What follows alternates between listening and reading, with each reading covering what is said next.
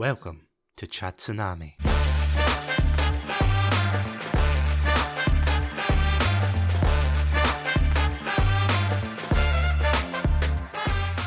Hello everybody and welcome to another episode of Chatsunami. My name's Satsunami and joining me today is a very special guest from the We Needed Roads podcast. It is none other than the one and only film buff, Neil. Neil, welcome to Chatsunami. It's been too long, hasn't it? It has. This episode has been, a couple of months, maybe 6, maybe more in the making. I have to say. But how are you doing tonight? Yeah, good. As we were saying before we started hitting record, it's so nice for me on my end to not have to script or plan anything for a change. So I'm very happy about that.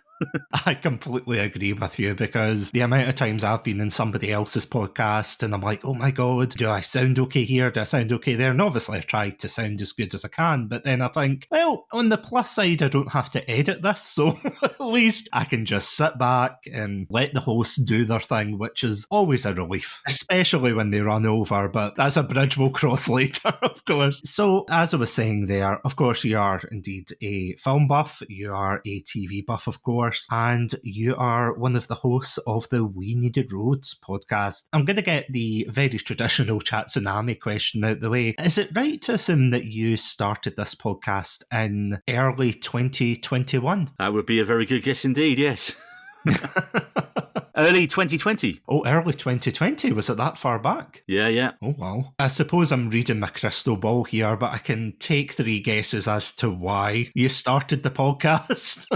Yeah, well, me and one of my former work colleagues, David, me and him used to work in the same office building. It's so layered that the people on our podcast with the links. So David and me actually worked for the same company that I'm still at now. And we worked there about 6 years ago for about a year. Then he left and then he came back and he was working in the same building I was working in, but I was working remotely then. So, and we would just keep chatting about TV shows and movies all the time. And this must have been maybe late 2019. And everyone kept saying, oh, you guys should do a podcast because you talk about movies all the time. And we was like, oh yeah. And we were just too busy with life at that point. Yeah. David left the office and because he got his nice new house, so he didn't have to actually pay for an office. As we all know, 2020 happened and we were getting very bored. And we was like, let's just do a podcast. Let's talk about movies and what we've been watching and anything we want to talk about in terms of TV or film. And let's just put it out there. You know, I bought a Blue Yeti mic that I still have to this day. David was using some dodgy gaming headset mic that was horrific. And finally, at least he's replaced that now. And I think our first episode, we debated what was better, Dr. Sleep or The Shining. And it got very heated. It's always the case with these episodes, isn't it? Yeah, well, especially when there's only 2 a year. The podcast really developed over the years. Like David, he started a new job, he got married, he bought a house, he's just had his first child. So they are things that can definitely interfere with you doing a podcast. And as we were kind of starting out, all the advice we kept always getting from everyone was you just need to be consistent. Doesn't matter that no one's listening to it, just keep doing it. Keep putting it out, you'll get better. And people love finding a catalogue of loads of episodes to go back to and work the way through. I then approached one of my old colleagues from the cruise line days where I used to work on cruise ships called Jose from Florida because he used to be a photographer. Well, he is a photographer now. And I used to be a videographer for a company called Air Princess Cruises. Bizarrely, David actually did the same job as me. But again, I think a few years after I'd left, he was doing the same. And we even had the same manager and worked the same first itinerary. And again, it's just craziness that then we end up at an office job in Ashford of all places. And yet we both worked overseas doing the Panama Canal run. So at this point, we're up to 3 of us now on the pod. And then Jose couldn't make it sometimes. David couldn't make it. And I still wanted to keep being consistent. So then one of my oldest friends from school days, when I was a kid and wanted to be a rock star, I started a band. Can't remember the name actually because we were terrible. But our singer, he kept at it. How many people, for years and years and years, you keep plugging away. And I think our friend Ben, he got into his 30s, mid-30s, I think he was. And then he had that light bulb moment where he's like, I've played every shithole venue all over Europe. Mm-hmm. I've never made any money. We haven't sold any albums. We haven't sold any records. But I know every band. I know all the tour promoters. I know all the venues. And he's like, I should become a tour manager. And that's what he does now. And so Ben's literally getting back from Australia as we record this today, I think. And he's been on tour with Me First in the Gimme Gimmes. Wow. And of course, I forget that we've known each other since we were like 15, 16. We're in our mid-40s now. So it's kind of like, okay, we forget how much we've talked about stuff down the years. And Ben's like a big sci-fi and TV guy as well. And then, of course, our 5th member of the podcast now, who is the most recent to join, you know very well because she seems to guest with you quite often and talk for hours and hours upon end about Space Husband Garrus. And that's Marie from Two Girls One Reusable Cup as well. Yes, and as of this episode, as we're recording, she has indeed still maintained the crown for the longest episode of Chatsunami, which is no small feat because I've said this before in past episodes, but but the longest episode we did in the past was I think it was like a 2-hour 10, the final edited version came out at, and it was a review of 2 very infamous Christmas films. But of course, when I was recording with Marie for the Mass Effect month, we spoke for about over 3 hours, I want to say, and by some miraculous feat, I managed to chop it down to 2 hours 13 minutes. My God, it was the longest episode, both the longest I've ever recorded and the longest I've ever edited it down to. So yeah, no, I completely agree. In terms of what you were saying there before, I completely understand you, because I remember when I started the podcast, I was in a similar boat where it was like I started with a friend who, well, technically it was a friend of a friend who I met because I went to a Terminator screening in Glasgow. It was Nice. a really weird... It's a really weird, fateful encounter, as it were. And then, of course, when COVID hit, I started the podcast with him, and then he couldn't make it. So then I got my very good friend from uni, Andrew, on. And then whenever he can't make it, I've got a friend and wrestler extraordinaire, Martin McAllister, to get him on. So I'm completely with you there in the sense. It's almost like a revolving door, isn't it? But do you find now, though, that when you get all these extra co-hosts and you explain to them, right, well, it's just to be consistent, they all want to be on all the time now. The whole idea was that if we didn't have enough people, we could still put an episode out. I mean, having said that, me and Marie just did one on Friday that was, I think, about 2 hours 20, and that was just about 5 things we reviewed on that. I mean, the amount of people that I've had on, and I don't mean this in a bragging way, but genuinely, the amount of people who I've had on, and they'll say initially, oh, I've never been on a podcast, oh, I don't know if I want to come on. And it's like, okay, let's just do this one episode, see how you feel. It's just going to be a very casual chat. And then a couple of weeks later, they're like, okay, I've got an idea for another episode and another episode. And then eventually you've got all of these Word documents or notes that are just lists upon lists of topics. Do you find that as well? We're starting to get there, but generally it's kind of every couple of weeks. I've had a Cineworld card for a decade now, so I go to cinema a lot, but also there's so much good TV out there. And I think we've established on ours that I watch more than probably everyone else. We're not combined, but I watch a lot more than everyone else on the podcast. Yeah. And so it's right, guys, who else has seen this? I want to talk about it. And then stuff no one else has seen, I'll just do a short non-spoiler review about, and whether, you know, it's a thumbs up, thumbs down, it's worth watching or not watching. But if everyone else has seen it, or it's something that we all really have to go to, like I made Marie go and see Conclave the other night, and she went to see that. So then we could dive into that. So then we have a spoiler section. You know, we've always toyed with the format. Is it going to be what we've been watching, and we do like a round table for everyone, and then pick 1 or 2 things at the end of the pod where we kind of dive in deep in spoiler detail. It's very handy having one of the co-hosts, Ben, with his sort of band's background. He got one of his bands to just record our theme song. And we said, okay, we want it to sound 60% like The Power of Love from Back to the Future, but not enough that we get sued. And it's exactly that. It sounds exactly as you can imagine. It's so much so we actually got nominated at the Independent Podcast Awards recently, which is, it's kind of a bummer when you don't get nominated for your category for like best TV or film, but you get nominated for best theme song / jingle. And so no one else can make it because obviously Marie's in Portugal, Ben was in Australia, David was in Norwich of all places, and Jose's in Florida. So I was literally the only person who can make it up there. But it was just so cool to meet all these other podcasters that you only know through social media in person. I said it was like podcasting speed dating. You would see someone and go, hey, you're so-and-so, I recognise you from Twitter. Oh yeah, what's your podcast? And everyone would like literally spend 5 minutes exchanging details, and then you move on to someone else. But it was a brilliant way to network, and just sitting there in like the King's Place in London, where like I go up to Empire and Pilot TV when they do their live podcasts there. And so to be sitting in the same audience and having our theme song played out with the PA and up on the screen, even if it was only for like 10 seconds, it was still cool. I was like, oh, this is awesome. It kind of helped us get noticed. But I think we owe a lot of that to Em from Verbal Diorama. Yeah. Because she interviewed me and David maybe, a year after we started, and for the Film Stories website, and gave us a British Podcast of the Week, which was great. And then obviously we've always followed each other, and I forget how many episodes she's up to now. She does 2 a week by herself, which is insanity. She obviously helped co-found the event, so it's obviously handy if you know literally the co-founder of the event. Not saying that's why we got nominated, but hey, we'll take what we can get, right?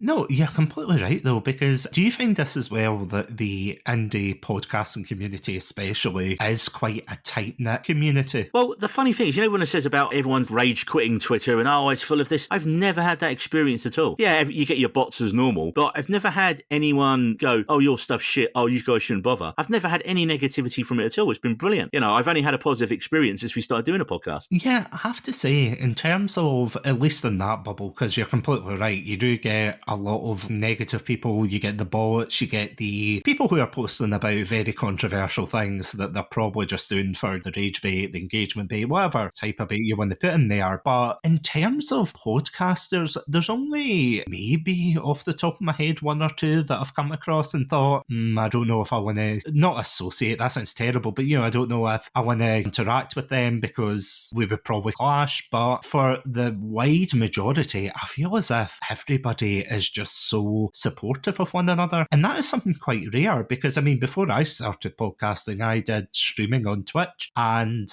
it's interesting. I was about to say, is that the exact opposite of the experience you've had doing a podcast then so far, by the sounds of things? Oh, yeah, because I think the thing with Twitch compared to indie podcasts is that indie podcasts know that starting a podcast, building a community is very much a slow burn. It's not something that you'll immediately, unless you've already got a following, that's of course different. But if you're starting from the ground up, then you're going to have to build your community. You're going to have to network with other podcasters and things like that. But for streaming, I feel as if a lot of people just want to be successful on day one. They want to be the next, I don't know, Pokemon, or I was about to say Ninja again, but I said that last year, the year before. I don't even know if he streams anymore. But they want to be the next big brand name and everything, but then they get very frustrated easily. And I can totally see where they're coming from, but compared to podcasting, I feel as if there's a lot more realistic expectations there. Would you agree with that? Yeah, I think it depends what your definition of success is. For my day job, I had a lot of TV shows, and they are a lot of people in rooms talking about business, and they could easily be podcasts. In fact, some of them are podcasts. So, say the producer hasn't done his job one day and the shoot, instead of being 24 minutes to 26 for Sky, it's gone to 45 minutes. Then we can either try and push it out to like an hour show, or I have to cut half of the content out of it, and it doesn't make any sense because you're then losing the thread of what people are trying to say. We never had any expectation to make any money out of this at all. It was, I joke, but it's not really a joke. I almost say to the guys, we're always quite open about how, our mental health and things like that as well, which is kind of good. Obviously not on the podcast, but we talk about, because we're all in different parts of the world, except for me and David, who are down in Kent. But it's good. Everyone sort of checks in, how's your week been, mate? And it's good that you kind of have that network. And so I've had a stressful year with work and stress because of work and stress affecting me physically because of work and just trying to get it diagnosed and figure out, well, okay, but I didn't think I was stressed. But doing a podcast, it was literally a lifeline in those times when it was hard earlier in the year, because you would just be like, no matter what's going on, I can sit down a couple of hours and have a chat with my mates about stuff I like. And for that 2 hours you're chatting away, you're forgetting about everything else. Do you know, I actually, well, I say I, but my friends and I actually brought that exact point up during our 4-year anniversary episode, where we were talking about the idea that during COVID, of course, it's a double-edged sword.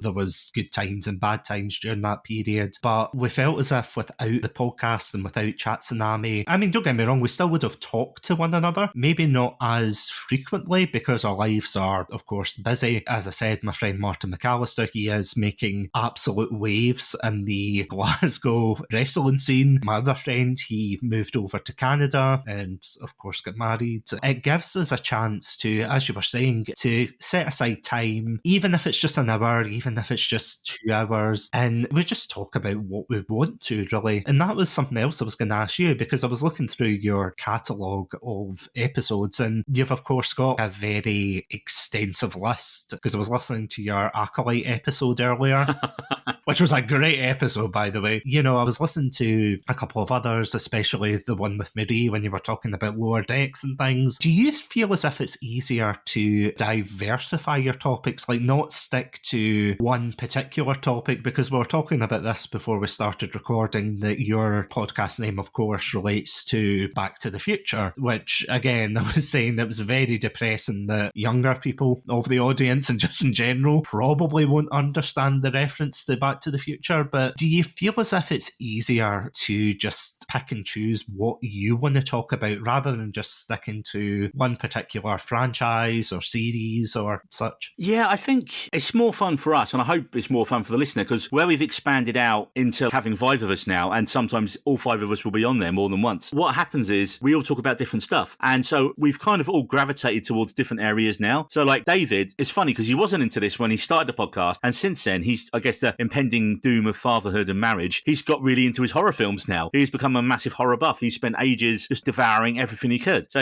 we always joke it's David's dungeon now when we go, right, what horror film do you want to tell us about? Whereas Jose is Mr. Blockbuster. He is whatever and I like having Jose because he is your average man in the cinema in America. You know, he won't have the big, deep filmic knowledge of the thing, but if it's popular, it's in the blockbuster, and you want someone who's tuned into what the average film fan wants and why they don't like it, or if they do like it, or what they like about it. So Jose's good in that sense. Ben is kind of like me. Ben's like a big sci-fi guy. He's got his Millennium Falcon tattoos, and he pretty much lived at Galaxy's Edge as much as he could when he was in the States over the last couple of years. And then we got Marie, who absolutely brings in a completely different vibe to the rest of us, because she'll tell us about a bunch of shows we've never even heard of, usually as well with a lot more of an LGBTQI slant to the show she's talking about. But it's great because we're all recommending stuff. So there's stuff she's never heard of that I've watched back in the day that was brilliant, and we go, right, you should watch this, go and watch this. And then vice versa, you know, like All of Us Strangers probably wouldn't have watched that if she hadn't gone, oh, it's one of the best films of the year, go and see it. And then my local actually had a small screening of it. I think they showed it 3 or 4 times. So I was like, 2 of us in there in a Cineworld on like a Tuesday, and I was like, brilliant, let's go and see this. And so I feel like we've kind of broadened the appeal of the podcast now because we're covering so many different areas. So yeah, me, by default, I've kind of become independent / world cinema guy now, because everything else is kind of, I'm a big fantasy and sci-fi guy as well. But I mean, I watch pretty much anything. You know, like when we was doing the watch list things we used to do a graphic, but it was taking me too much time each week to come up with 4 things each week, do the Photoshop on it, and then remember to post it at the same time. And it's also, if I hadn't sent it in time, then there'd be no point doing a graphic. So like tonight, when we get done here, it's watch the next episode of the June TV show that dropped last week, and then the final episode of the franchise, which I love the franchise, and no one seems to be talking about it or liking it. Because that is one of the absolute benefits, I have to say, of running your own podcast, where you look up on YouTube and you think, is this person going to be talking about it? Is that person going to be talking about it? Is you that old Thanos meme where it's like, fine, I'll do it myself. And you're just like, okay, hit record. I'm going to talk about this. Because I remember the one that I was absolutely kicking myself about was Squid Game. I remember at the time, and I say this all the time whenever Squid Game comes up, but I genuinely, I think it was the week before it actually took off and started being popular. I remember I watched it with a friend who was really into K-dramas, and I was saying to her, this is a really good show, let's watch it together. We watched it, and then I was like, oh, okay, I can't wait to talk about this show and, you know, recommend it to people. Of course, the week after it blew up and then it became this global phenomenon, so I was like, well, bugger. Just bugger, I can't talk about this now without thousands of other people coming in. But conversely, there's a lot of things like, especially when it comes to indie games, that seems to be the thing that I'm very passionate about recently, where there's a lot of, and I mean, you'll probably have seen this on Twitter especially, where in the gaming community, there's a lot of back and forth about what makes a good game these days, what makes a bad game. And there's a lot of passionate people out there, especially indie creators, that I don't think they don't get their due, where they've spent hours creating this game and it gets brushed under the rug because of games like Fortnite, your Call of Duties, your FIFAs, you know, things like that. And it's given us a chance as well to talk about things that otherwise I probably wouldn't have had the chance to talk about. Like my friend Adam and I, we talked about, I think it was season 2, we talked about What Remains of Edith Finch, which is an absolutely amazing game. Yeah, I think I played that. Oh, it's such a good game, and I had so many notes for it at the same time. It's just when I was playing it, I was like, okay, write this down, write this down. I played it again, I was like, okay. We also talked about Papers, Please, Return to the Obra Dinn, a game called Kind Words, which essentially is just people typing out their problems, putting it into a digital space, and then strangers under the guise of anonymity could respond to you there and reply to you. And that's the thing. It's like, you would have never found this, and I would have definitely never found it unless I was looking out for these kind of things, especially to talk on the podcast. But it's honestly amazing what you find, isn't it? I mean, I'm an old school gamer. Like, I had a Spectrum 48K back in the day. That was like the first one with the tape player that you had to connect via 3.5mm lead. Then you had to tune the TV in to find the signal of it. You know, a Spectrum, it would boot up in DOS, and you'd have to go speech, type in the name of the game, speech, enter. Then that would start the tape player playing. And it would take, you know, I think maybe anywhere between 3 to 7-8 minutes for the game to load. And it'd just be the sound of a modem noise, but from the tape player. And I remember the very first game I ever had, it was a Frogger ripoff for the Spectrum called Horace Goes Skiing. And it's literally just trying to cross the road on skis with cars coming. I mean, you can't criticise them for not having imagination, I suppose. Oh, I mean, I think that's a big argument to do with modern day games, is that once the graphics got that good, people stopped making games that were actually interesting and difficult to play. I mean, in the old days, you didn't have the graphics, so the games actually had to make you want to keep playing them. So arguably, games back then were much more inventive and clever. I played a game, I think it was released in either 2018 or 19, definitely pre-COVID, I'm sure. I played a game called called, I think it's Grease, it's called, GRIS, which, been told under good authority, it's Spanish and French as well for the colour grey. And it's basically you play through as this woman who is going through the different stages of grief, bargaining, acceptance, anger, that kind of thing. And it's all represented by different colours. And that game, I have to admit, that took me completely by surprise, where I didn't know what to expect initially. I kind of thought, all right, this is just going to be like an artsy platformer and things. But the more I went into it, the more I saw there was a lot of overlapping of different forms of media. You weren't just getting, this fun platformer with this colourful looking character. You were getting this subtext of loss and depression and trying to work your way through these kind of things. And it was something that really took me off guard. And I have to say, I really need to do an episode on it. Yeah, sounds like you do. Oh, I'm adding it to the list, definitely. But have you ever found that as well, where, and I've mentioned this in past episodes, where I've gone to tackle a topic and I thought, all right, I'm going to do this. It's only going to be about 5 minutes, 10 minutes. And then we end up going for absolute hours talking about this particular thing. But have you ever had that experience with your own podcast?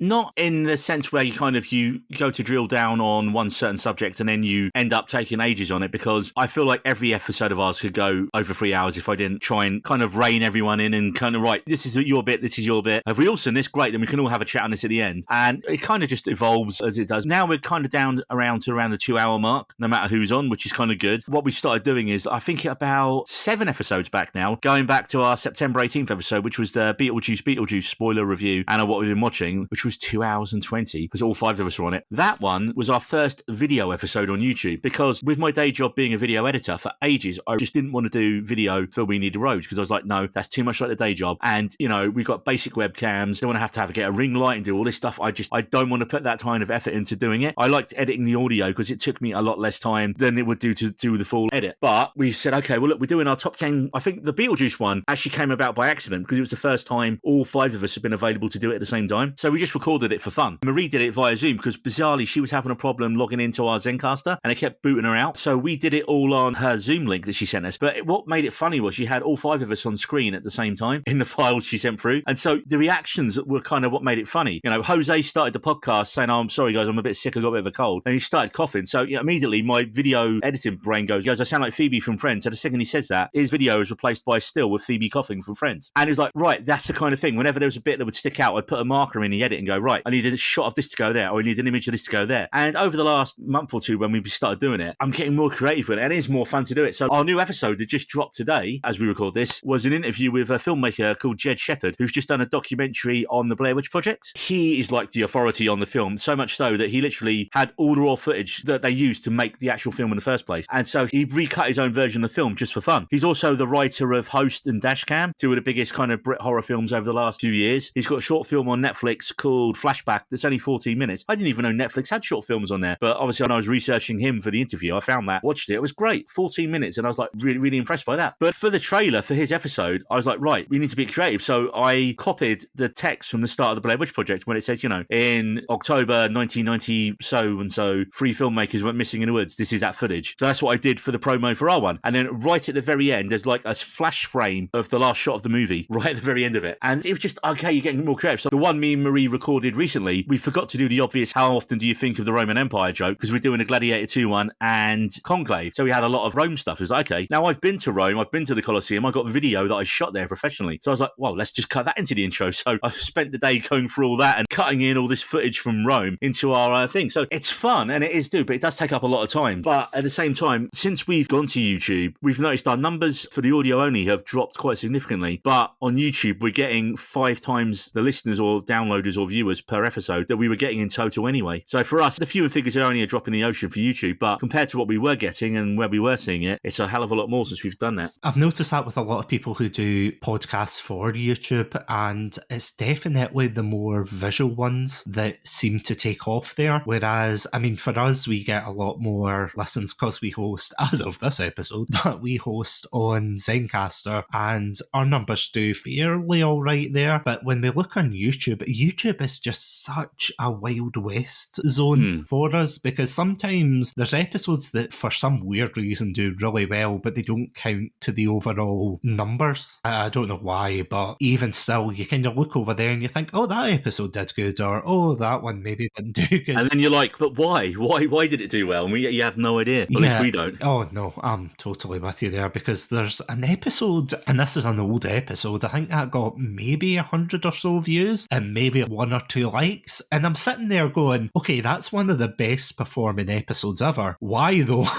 Yeah. Because the episode that, as of recording this episode, the episodes that has performed the best for us, and again, it was a spur of the moment episode. It was based on a very cutesy slice of life anime that my friend and I had watched when we were in university, and he'd only come on for this one episode, and I was like, do you want to do an episode on this particular anime? And he was like, yeah, sure. So we watched it, we recorded an episode on it, and we're like, right, okay, let's go back to our daily lives. But now for, I want to say, ever since it was recorded, so about 2 or 3 years now, it's been at the top of the, well, quote-unquote leaderboard of Chatsunami. So I'm like, how the heck? I genuinely don't know why. It's really bizarre. I remember there's a story, the indie rock band Pavement, and some streamer used one of their B-side songs that barely anyone knew by them in one of their videos, and it's now Pavement's most streamed song of all time. Really? And they had no idea why. People had to research, well, why suddenly is Pavement getting all these downloads and streams from Japan? And it just took off massively worldwide, and it's not even close to their most popular actual song from back in the day. I mean, we had a little not weird one, but like a couple of weeks ago, I did a trailer, because one thing I'm crap at is doing good thumbnails, because by the time I've edited it and cut the clips, I can't be asked to do the thumbnails. It is a lot of work. I finally had a bit of time to do one the other week, and it was just a clip from a couple of episodes back, and we were reviewing Heretic with Hugh Grant, and I said, you know what, Hugh Grant is doing what Bill Murray did, and I put like a 1 minute 20 clip up called The Bill Murray Syndrome, and it's only been up for 12 days, and it's had almost 200 views. It's just a minute 20, and all it is just me saying, Bill Murray in the 80s, all he did, in the 80s, Bill Murray was the sarcastic, rude, hilarious. He was just Bill Murray. In the 70s and the 80s, that's who he was. And even in the 90s, up to Groundhog Day, he played a very similar role. He was a sarcastic, he was come across as like an arsehole a lot of the time, but he was very funny. Now, I would say from Lost in Translation onwards, a new generation of filmmakers like Sofia Coppola and Wes Anderson took Bill Murray and put him in comedy dramas, emphasis on the drama. And Bill Murray, for me, does not change his performance at all. He's still coming out with the lines like Venkman, like his character from Groundhog Day, but because the directors have put him in a drama as opposed to an out-and-out comedy, it's now seen as this, oh, what a dramatic performance. Oh, it's so sad, it's so moving. And I'm like, he's doing exactly the same thing. It's just the directors are clever enough to know that now he's older, it doesn't appear as funny as it was when he was younger doing it. And that's exactly what Hugh Grant is doing now. Hugh Grant, I mean, if you watch Heretic, Hugh Grant is absolutely 90s Hugh Grant rom-com guy, but he's a little bit older, and therefore it makes it creepier because he's in a house with 2 young girls. And again, it's a young director who's come out and gone, right, that actor, that performance, move him into a different genre. That suddenly is, in Hugh Grant's case, it's right. Now, have him do his rom-com, but in this situation, that now makes it a horror. Bizarrely, I have 2 YouTubers. One of them is all right for the podcast stuff, and the other one was my own personal one where I just used to use as storage for all my cruise videos. And I would stick them up. I wouldn't do any tags. I wouldn't do any hashtags. And one video I shot of some little village in American Samoa from about 12 years ago has got 25,000 views. Wow. And I have no idea why. I think that's probably just the YouTube algorithm working in mysterious ways, you know that way? Yeah, it has to be. Because you do see some videos that just pop up out of nowhere. Maybe it'll have a handful of views and things, a handful of comments. You think, oh, right, okay. And then it pops up the next week and it's got hundreds of thousands of views. And you're like, what changed? That's the thing, though. You get a lot of, and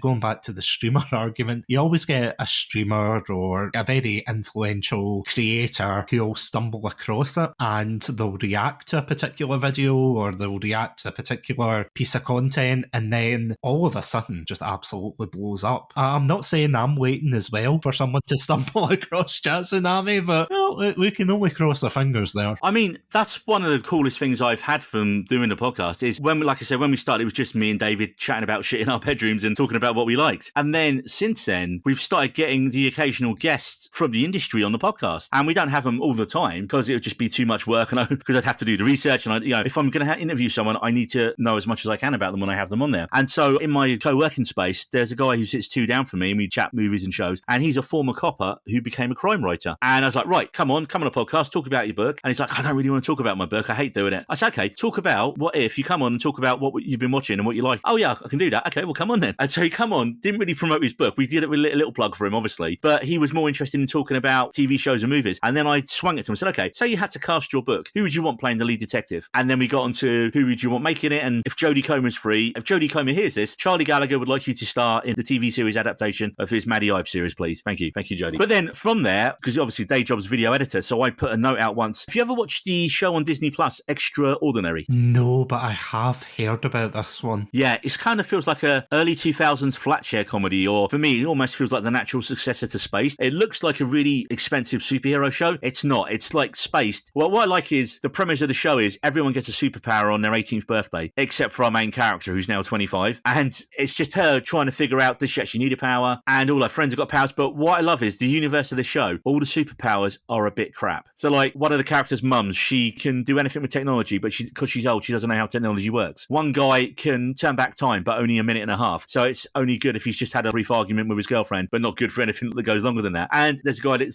turns into a cat. It's hilarious. It's a really funny show. But I always bemoan the fact that there's no decent indie or rock music and stuff these days, or that kind of genre of music just kind of fell by the wayside. But Extraordinary had some amazing music in it. So I was like looking up the soundtracks. And then when we reviewed it and I put the tweet out about the show, I was like, I'd love to have known, how they decided this song. The editor of the show, Dan Crinian, responded underneath in a comment. And he's like, oh, well, if you want to know, yeah. And I messaged him back. I was like, well, yeah, I'd love to know. Do you want to come on a podcast sometime? So he was our first kind of person in the industry. So then I looked the guy up and I was like, oh, shit. He was the editor of Killing Eve. He was nominated for an Emmy. Wow. Then it's like research on that. And we ended up chatting for about 90 minutes. Mm-hmm. So like the first one of them, they almost kind of split into two. The first half was just about his career and how he started off and how he became an editor and how getting into the industry and all that kind of stuff, which is just as interesting to me because obviously that's the industry I want to be working in. And then after that, it was like, oh yeah, we should probably talk about your shows as well. And like it was about the music choices and who picked the music, how did the editing work, was there a team of you? And it was just so interesting to dive in. I mean, they basically found Wet Leg before Wet Leg got massive. Wet Leg's big song is basically kind of like the unofficial theme song of the show, which is kind of cool. And then when the show came out, Wet Leg then went on and I think they won 2 Grammys in the States before anyone had really heard of them. So it was like, oh, that's superb. But then once I'd got that interview with Dan done, I could then use that as currency to go, oh, well, I've had Dan Crinian, editor of Killing Eve, on the pod. And then I could send a link to the episode. And then so actually for the second series of Extraordinary, because of the link with Dan, we got one of the actresses from the show on. So again, first time I've ever interviewed an actress. What was good is it wasn't the main 4 actors in the show. It was one of the actresses who had a smaller part, but that was great because she's just breaking out now. And her name's Olivia Marcus and she'd never done a podcast before. And I was like, great. And so again, same thing, chatted about her life, her career, what she wanted to do, what she could tell us about. Again, it was just so much fun to actually go, great, we've had people from the industry on. The big one, because of Ben and his job touring around the world with famous rock stars and bands, he met a filmmaker at one of his gigs. Turns out that guy works for Kevin Smith. Kevin Smith is one of my all-time favourite filmmakers. Clerks was one of the films that made me want to go to college because I looked at it and I thought, this is so funny. And yet the script was so razor sharp on Clerks. And yet it was made in 1994 on black and white film and it looks terrible. And I was like, the cockiness of youth. I was like, I could have done better than that back then. But just the fact you saw like a film like that, and then I suppose the work of filmmakers like Richard Linklater or like Dazed and Confused, that's kind of got me into my indie film. And I was like, oh, I discovered Tarantino and the Coen brothers, all that kind of stuff. And it just kind of moved on from there. So we've had Josh on the podcast who, like say, works for Kevin Smith and he's a filmmaker in his own right. Did a great film called Wrong Reasons, which we had him on for. And like you say, and literally the last episode, we just had Jed Shepherd on. So we kind of have every kind of 4th or 5th episode, we try and get someone on who's like in the industry and I'll do an interview with them, just like a one-on-one one, just like we're doing now. And then obviously if the rest of the team have got questions, then we'll throw the questions in as well. And then we'll ask them all in one go. I find group interviews tend to get spectacularly chaotic and don't work. So I kind of stick to it for that. Yeah, the only time I ever do interview episodes is just by myself. I haven't outsourced it yet to my co-hosts,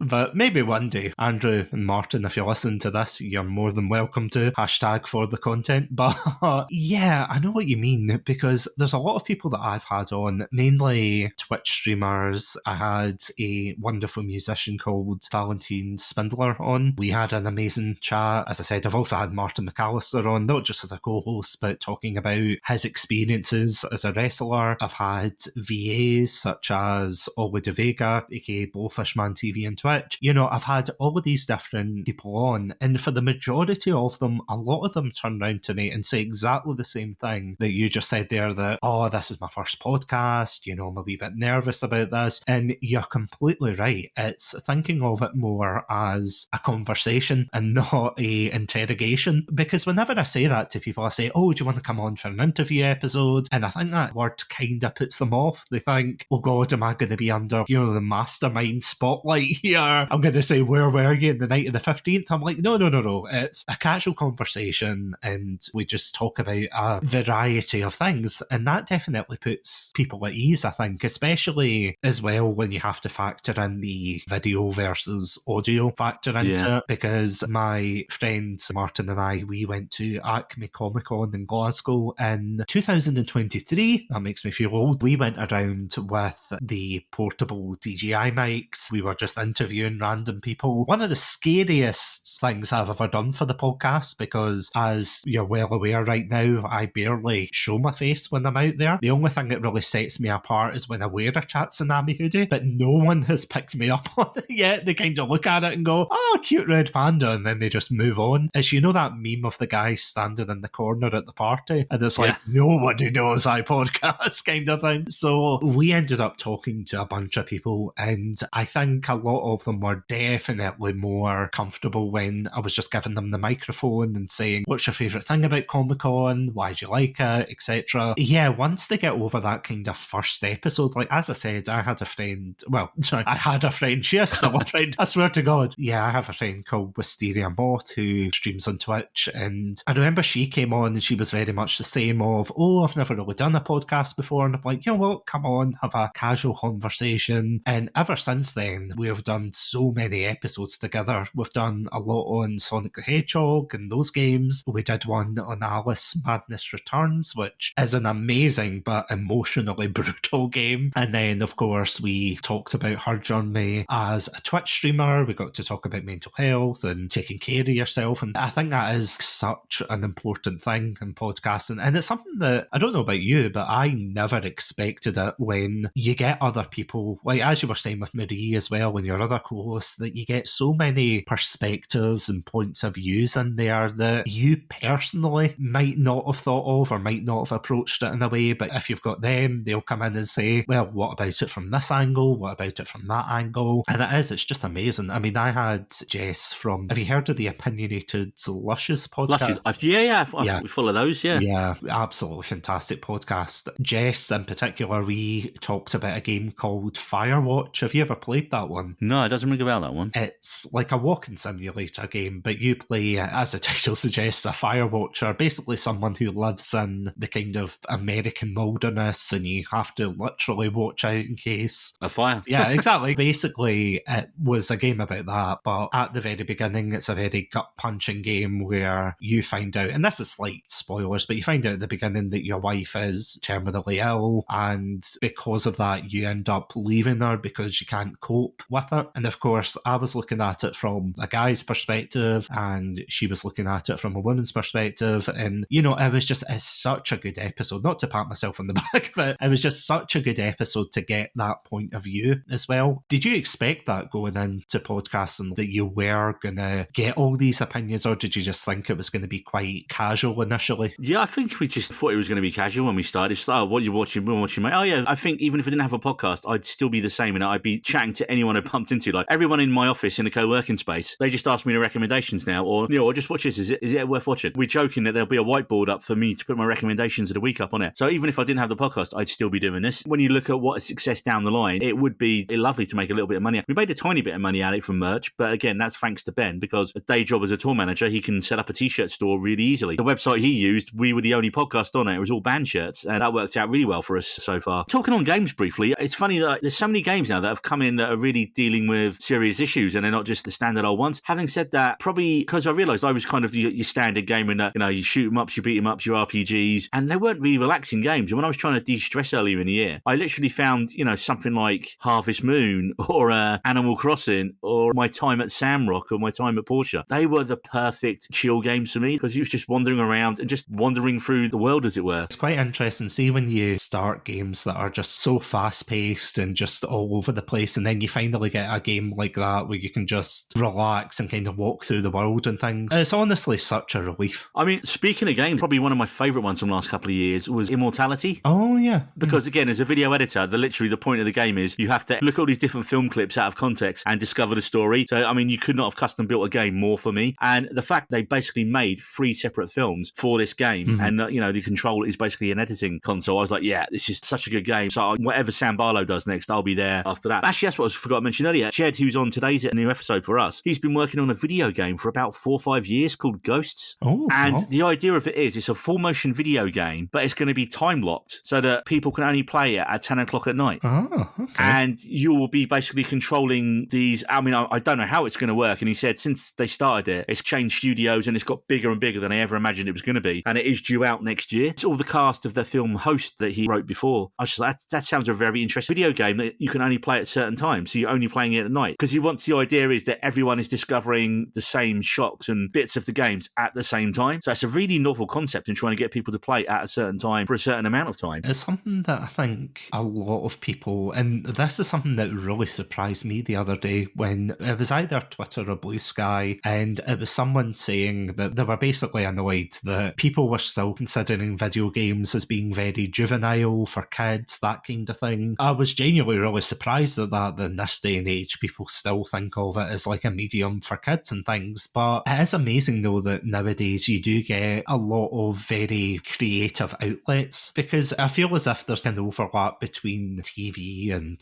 video games as a whole, because you get a lot of, you know, the interactive games that are essentially just like a TV show, but with extra prompts and things. You know, you've got the Heavy Rain and Detroit Become Human, you know, those kind of games, like the very narrative heavy and maybe not gameplay heavy. Stuff like Life is Strange as well. Exactly, because I feel as if it's maybe more popular in the indie side, but you still get a lot of them in the mainstream, especially with that, is it Until Dawn, which is the horror game, because I think that's getting an adaptation, I want to say. I don't know when. Well, I think we'll be doing a chat soon with Marie, because we can't leave her out of it, about the new Mass Effect is going to be finally turned into a TV series over Amazon. Oh god, that's going to be fun.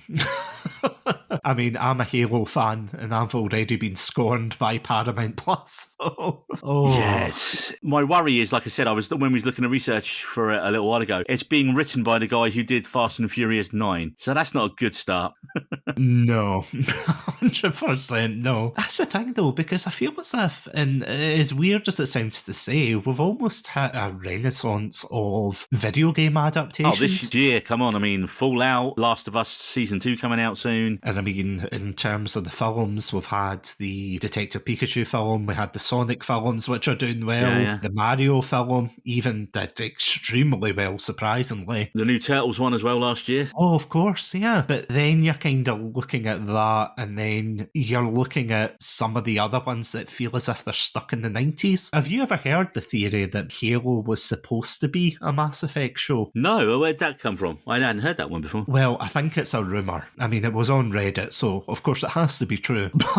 No, it's a rumour or a kind of speculation that because of the way that Halo, or at least the show, unfolds, he goes around and he has very promiscuous times with certain characters and whatnot, and he never has his helmet on, and people have speculated that surely this was supposed to be a Mass Effect show, but they've just swapped it with Halo because they couldn't get the rights. I don't think that's true, but it would be very funny if it was, because it would explain so much. I might actually be able to get you an answer on that sometime, because Dan Crinian, who we've had on as a guest who did Killing Eve, he actually edited some of Season 2 of Halo. He edited the first episode of Season 2, which I thought was probably the best episode of the whole run. But since then, I was trying to get him back on recently, but he's very busy because he's literally just spent a year working on 2 episodes of one show. That show, obviously, Lord of the Rings, Rings of Power, Season 2, which I can see why he spent 6 months working on just 2 episodes. That's the thing that really annoys me about it. Very bad adaptations of particular shows, because as much as I'm not a big fan of things like Halo and I have my issues with Rings of Power at times, I do think that there are certain elements behind the scenes that are really good, like the editing, which obviously is very much the unsung hero of a lot of things. We've had this debate on ours about House of the Dragon versus Rings of Power multiple times, and I always come down on, well, for Season 1, I think House of the Dragon was better just because it was better written, the acting was a lot better in it, but it didn't have the scale or the money that Amazon had for Lord of the Rings. Lord of the Rings looked amazing. It looked as good as the movies, I think, the TV show, but it had a lot of extraneous characters that I didn't care about. Whereas I think Season 2, I feel like House of the Dragon really dropped the ball in the second series, whereas Rings of Power Season 2 just went from strength to strength. I would say they have a battle scene that lasts 3 episodes towards the end of the series, and I would say it's on a par with the movies. Those last 3 episodes, it's that good. To be compared to those, that's probably the highest praise I can give it, and it just looks amazing. I think the did all the exterior work in New Zealand and then pocketed a load of stuff for when they moved the production to England. So they thought, well, we've got those exterior shots, we've got those in the bank for the next season, and they're working on a third series already as well now. It's kind of funny because if you remember, a lot of the team, well,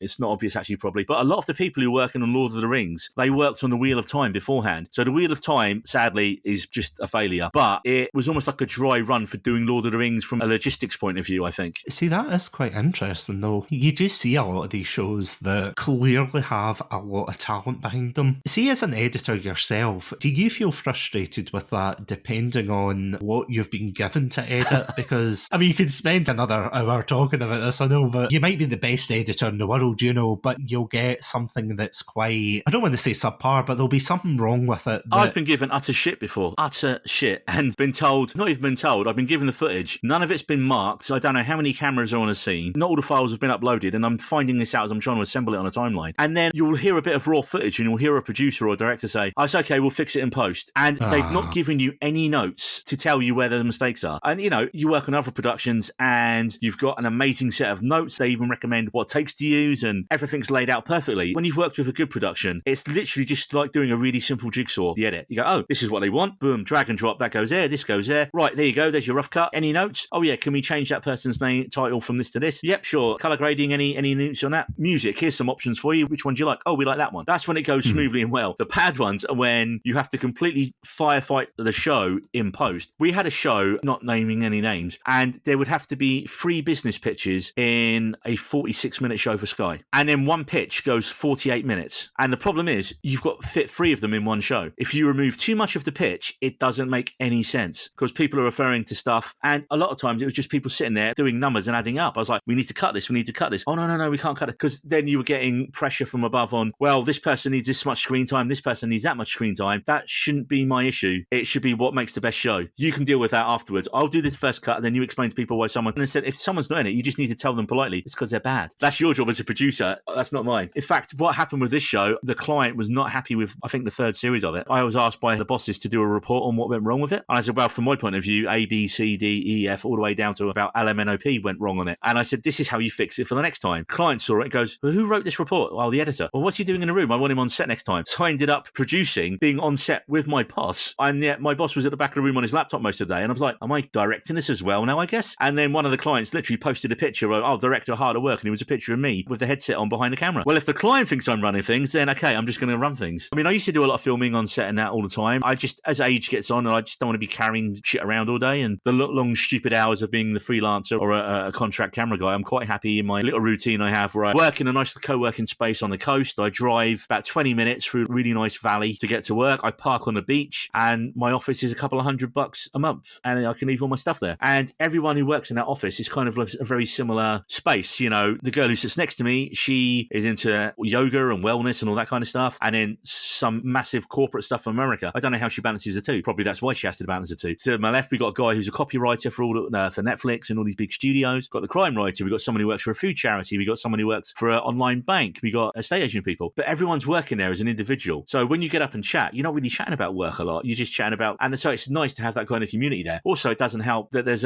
media people there, so you get the occasional bit of freelancing coming through. Then I was like, oh, Neil, have you got any spare time this week to edit? Yeah, sure. What do you need doing? This. Great. How much does this sound? Great. How long is it going to take? X amount of time. Great. There you go. Job done. And you kind of build up the freelance stuff as well, which is nice to do. Oh no, it sounds like a full-on job, to be fair. To put it nicely. That's why I'm making the most of the break in a minute. It's funny that it feels more full on now. I think the stresses of life and the job for me, have got worse as I got older. When I was younger and cocky and just didn't care about stuff, when we worked on the ships, you would do 6 months on, no days off, work every day for 6 months for an absolute pittance. But the job was so fun, it didn't feel like work. Oh, what's Monday? Swimming with dolphins in Jamaica. What's Tuesday? Helicopter shoot over the Panama Canal. What's Wednesday? Oh, snorkeling in Aruba. That's your week. Oh, what's the day off at sea? Oh, there's a big party for the crew tonight. There's a gig in the crew bar tonight. Do you want to play with all these professional musicians? Okay, yeah. So you're like, the best gig I ever played, because I played guitar a little bit, was I stepped in with a crew band and we started playing at midnight and the gig finished at 2:30 in the morning on a moving cruise ship in the middle of the Pacific. And you're just like, what is your life at that point? And also you're 10 drinks deep every night before you realise, and it doesn't even touch the sides anymore. I got all my drinking in when I worked on ships and I barely drink at all now because I have to drive everywhere. So it's funny when people I used to work with go, oh, you having a drink? No, I'm driving. I'm like, really? Yep, did enough in my time there. I was going to say, you've got a podcast to edit. Come on. I can't do my job hungover now. That's the other thing. I can't do anything hungover these days. It's just, even staying up late now and not drinking thinking. I went up to visit some friends in Nottingham the other weekend, and we went to see a band, one of the best Northern Irish pop punk bands of all time, called Therapy. I went to see them playing Rock City and met a friend from, bizarrely, the same place I'm from, at the same gig. So we ended up staying out till about 2:30. I only had 3 drinks the whole night from about 6 o'clock till 2:30 in the morning, and I was dead the next day. Just couldn't function. So it's sleep now as much as the alcohol, I think, that causes the problems. I mean, I don't drink myself, but see the no sleep thing, that's my vice, I think, because I stay up far too late, see editing the podcast and things, and then I have to go through it again the next day, because I used to just do it through the once, and I thought, right, okay, that's it. But then it's like, see when you're in the car re-listening to episodes, and I was actually saying that to my friend and co-host Andrew the other day, that I was listening back to our Lord of the Rings month, and there was a bit where I'm talking, and then all of a sudden there's a really long pause, and then it goes back into the episode, and I was like, son of a, I missed that. I completely missed that in the first pass through. You do get tired just looking at the same audio waves and things, and you're like, oh, right, okay, I love a good sound cut. One of my favourite sound cuts I've ever done of all time. We were doing a promo trailer for our Baltic cruising, and I used the Trent Reznor remix of the Immigrant song from The Girl with the Dragon Tattoo, because obviously the song's about 4 or 5 minutes long. The trailer's a minute and a half. I defy anyone to show me the bit where I cut the song in half to get it down to that minute. And I spent about 2 hours just going frame by frame. No, it's not quite on. It's not quite on. It's not quite on. And that was one of my first bosses. When I first started, when we'd do one of these edits, I just, you'd fade the music down at the end and fade to black at the end of every video. And she was like, nope, you're not doing that anymore. I want you to finish the song. I want you to finish where the song finishes, or you cut the song short so it finishes. And I was like, but that's a lot more work. Yes, it is, but it made me such a better editor. I think being a musician as well helps with editing, because, you cut on the beats, you know how long to leave stuff. It really helps with getting the pace of something going as well. Because, I mean, that is the thing as well, that no one will know if you have a good edit in there. Yeah, that's the exact thing. It's called the invisible art editing. If you've done a good job, people like it, and they can't tell you why. Because the amount of times I've edited old episodes, and even recent ones, where you can definitely hear where I've cut it, but there's some bits that even I forget that I've cut it together. Those are the ones that nobody will compliment you on. That's how good they are. But then other ones that, they're just being chopped, and you can kind of hear that, and it's like, okay, I'll just leave it because it's not as egregious. It's an art, I will say. It's an art I'm still learning. I mean, I've been doing it for 18 years now.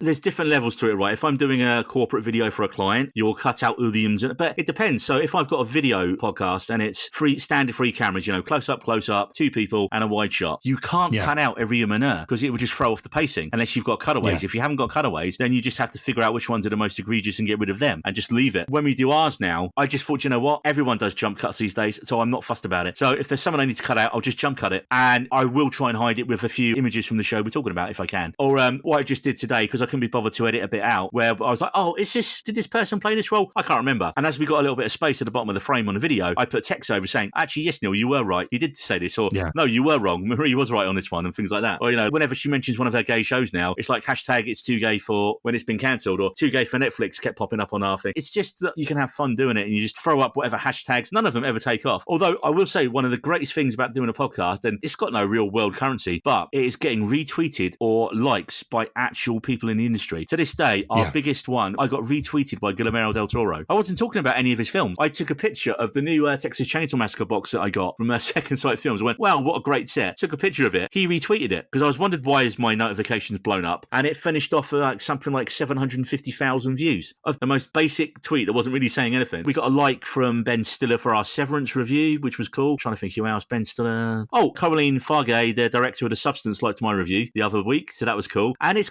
happening more and more. My most recent one, I saw Conclave, and that's released by Focus Features. And what I like is I'm not atting at these people most of the time. Occasionally I will, but I'm just typing it out as a normal tweet with the hashtag. And I think for Conclave, I put, never has men in rooms writing on small pieces of paper been as thrilling. Yeah, Focus Features retweeted it. I was like, now put it on a bus, you absolute bastards. Come on, give me my poster quote.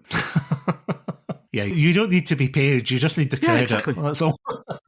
I have to admit, I had a similar experience, obviously not to that height, but because as of recording this episode, the new Sonic the Hedgehog film's coming out, right. and I was quoting the lyrics of one of the songs from the games, but it was essentially a live, laugh, love joke, and the official account liked it, and I thought, well done, Satsunami, you have made a very stupid joke, and that's the only time that they've taken notice of you for such a thing. I was like, oh my god. It's always the silly things, because I remember years ago getting a like from, I think it was Mark Hamill of all people, and it was only because it was something to do with Luke Skywalker was trending or something was trending. I took a screenshot of that and I put it up and I'm like, oh, has anyone made sure so-and-so's okay? And then I got a like for it. I think I remember seeing that one. I think I remember that. Yeah. Why is it those kind of tweets? It's always the tweets, the shit posts, all of them. They're the ones that get liked. But whenever it's the actual episodes or content, they're like, nah, I'm not gonna look at that. Oh god damn it. I don't know. See, for us, it's just, I always find it's like a good review, a cleverly written tweet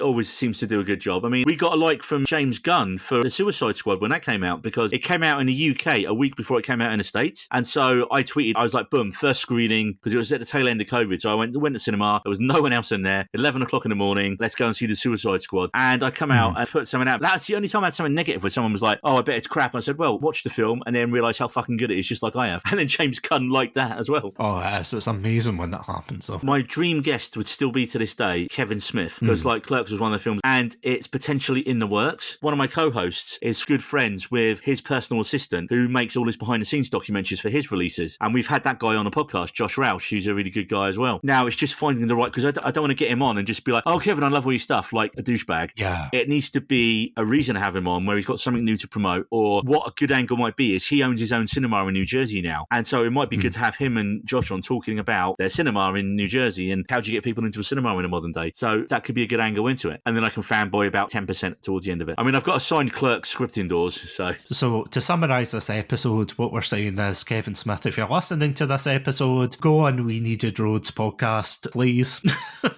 Go for the interview. I feel like it's probably going to happen just through Ben, the sheer force of will that Ben is when he goes out there. I mean, that's why he's so good at being like a tour manager. He's just a people person and he knows everyone. One of the bands he manages, the guitarist in it, is the brother of the guitarist in the Foo Fighters. A few years back, he was doing some festival somewhere and he took a picture of him in front of the poster, and it's Foo Fighters on the poster at the top and his band second or third from bottom. And I was like, mate, if you don't get a selfie with Dave Grohl by the end of the evening, then what are you even doing there? 4 o'clock in the morning, the selfie of him and Dave Grohl comes through to my phone, doesn't it? I was like, you absolute bastard.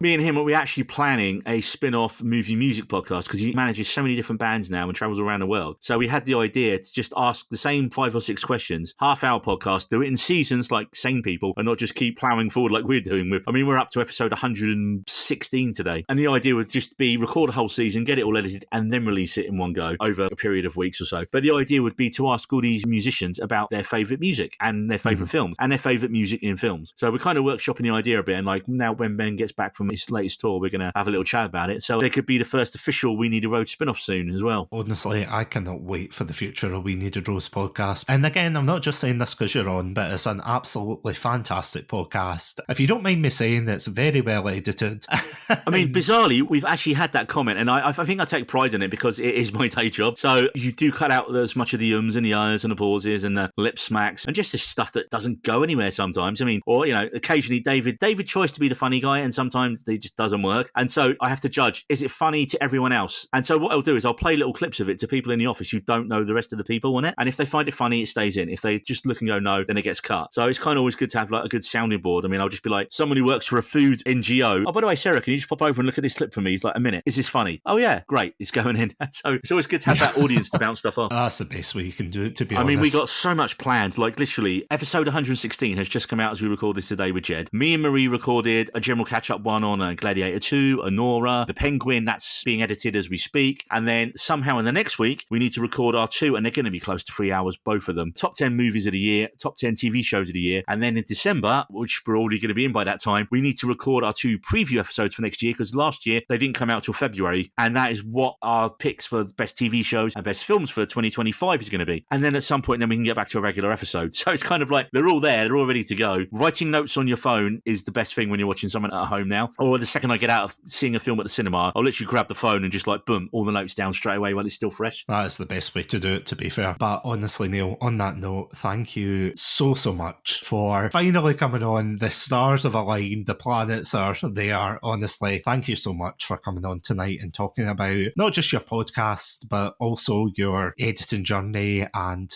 everything else. Thank you. Yeah, just life in general. Oh, absolutely. That's what these episodes are here for.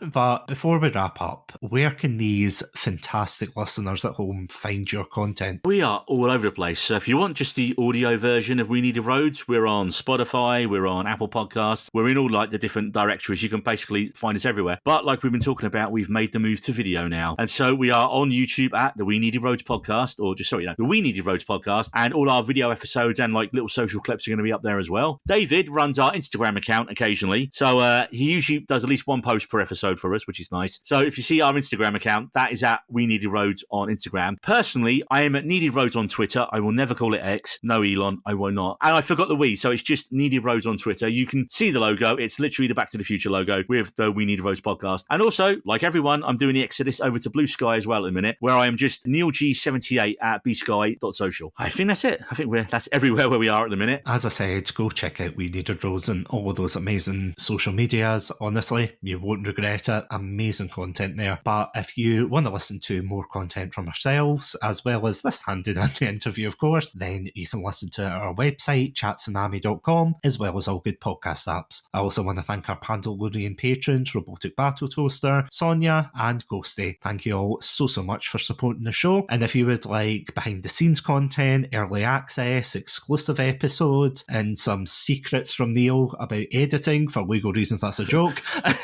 then you can catch us at our Patreon page, patreon.com/Chatsunami. But until next time, thank you all so much for listening. Stay safe, stay awesome, and most importantly, stay hydrated.